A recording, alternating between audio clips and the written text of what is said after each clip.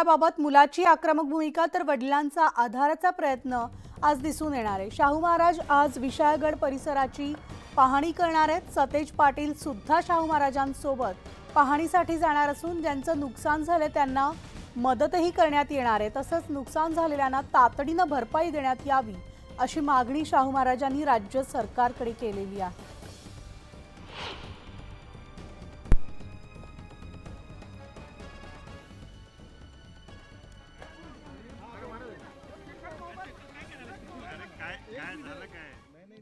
महाराज आपण मोबाईल मागे घे। मोबाईल मागे ना आपण गजापूरला खरं तर दिलासा देण्यासाठी त्या सगळ्यांना मदत घेऊन आज जाणार आहात। होय जाणार आहे सगळे। खरं तर त्या घटनेनंतर एक दिलासा तुमच्याकडून आणि इंडिया गाडीकडून होणार आहे। दिलासा देण्यासाठी जाणार आहोत आपण सगळेच जाणार आहोत। किती महत्त्वाची आहे ही गोष्ट खरं तर त्यांना दिलासा देणं महत्त्वाची निश्चित आहे म्हणूनच जाणार आहे आणि त्यांना दिलासा देणं हे महत्त्वाचं आहे। ओके, कालची घटना झाली त्या परवा घटना झाल्यानंतर आज आपण भेटायला जातात लोकांना तिथल्या भेटायला निघालोच आहे ना आता भेटायला निघालोच आहे आता आणि त्यांना सगळ्यांना जाऊन भेटणार आता आणि काय झालं काय नाही ते पाहणार तिथं। तुम्ही काल पत्रक सुद्धा काढलं, ती जी काल घटना घडली होती त्या घटनेबद्दल तुमचं आता मत नेमकं काय? त्या घटनेबद्दल मी मत त्या पत्रकात स्पष्ट केलंय ना, स्पष्ट केलं मी जाऊन येतो पहिले तिकडे आणि मग परत भेटतो।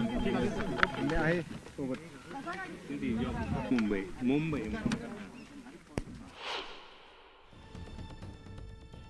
तर आमचे प्रतिनिधी ज्ञानेश्वर साळुंखे आपल्या सोबत आहेत। ज्ञानेश्वर, शाहू महाराजांनी राज्य सरकारकडे मागणी देखील केली आहे नुकसान भरपाई देण्यात यावी, मात्र आता तिथं पाहणी करण्यासाठी ते निघाले असल्याचं सुद्धा त्यांनी म्हटलंय। काय अपडेट्स?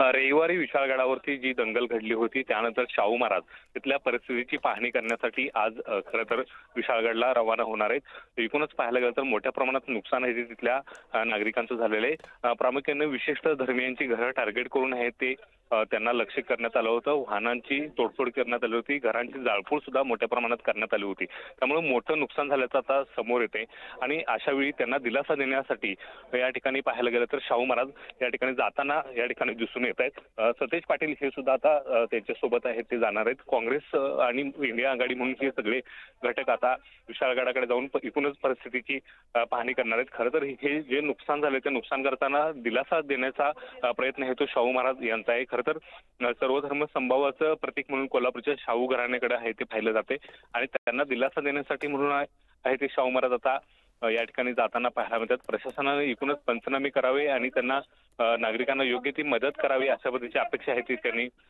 व्यक्त केलेली आहे आणि एकूणच या अनुषंगाने ते आता विशाळगडाकडे रवाना होताना आपल्याला पाहायला मिळतात। खरं तर त्यांचे जे सुपुत्र होते माजी खासदार संभाजीराजे छत्रपती हे सुद्धा किल्ले विशाळगडावरती गेले होते आणि त्यामुळे या ठिकाणी त्यांच्या आक्रमक भूमिकेनंतर या ठिकाणी दंगल मोठ्या प्रमाणात झाली होती। या घटनेचा निषेध सुद्धा आहे ते शाहू महाराज यांनी व्यक्त केलेला आहे। एका बाजूला सुपुत्र जे आहे ते आक्रमक असताना दुसऱ्या बाजूला दिलासा देण्याचं तिथल्या नागरिकांना काम आहे ते श्रीमंत शाहू महाराज आज करताना पाहायला मिळणार आहे। त्यामुळे त्यांचा दौरा या दृष्टीने हे तो अत्यंत महत्त्वाचा असणार आहे। शाहू महाराज तिथे गेल्यानंतर तिथले नागरिक आहेत ते त्यांच्या समोर नेमकी काय भूमिका मांडणार हे सुद्धा आता पाहणं महत्त्वाचं असणार आहे। निश्चितच ज्ञानेश्वर, धन्यवाद या माहितीसाठी।